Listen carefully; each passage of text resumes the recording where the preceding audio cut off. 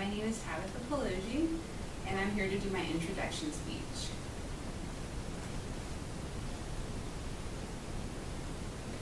When I was 2 years old, I was born in Tennessee, but I didn't stay there long. When I was 2 years old, I moved with my parents to the beautiful city of Fortaleza, Brazil. I grew up as a true Brazilian child. I spoke in Portuguese, I watched Brazilian television and listened to Brazilian music, and I could throw down a mean plate of rice and beans. When I was almost 10 though, my family and I moved back to the United States where I experienced huge culture shock. My biggest difficulty was in the fact that I no longer spoke nor wrote any English. But as many children before me, I acclimated and adjusted to life in the United States.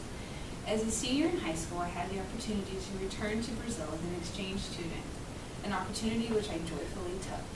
I finished my senior year of high school in Brazil, I started college, and I met and married my husband, and we had our first son. I remember being pregnant in that beautiful, warm, tropical country, expecting to have this little brown Brazilian baby. And I was shocked when the doctor handed me this white baby boy with big blue eyes who looked much more American than Brazilian. We moved to the United States, and a couple years later, I did get that little brown Brazilian baby and my second son.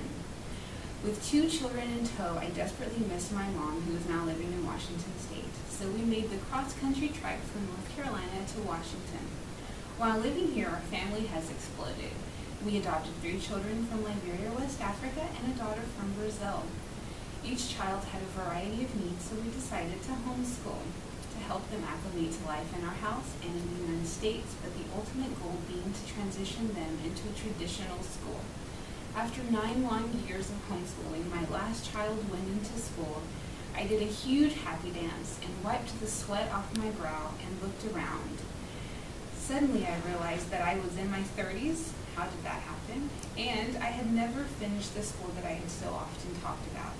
I was faced with minimum wage jobs in front of me, and with the support and help of my family, I returned to school. I remember showing up for the Compass test, being deathly afraid of failing a test I knew was not pass or fail, and I was worried someone would find out that I hadn't done the math problem in 10 years.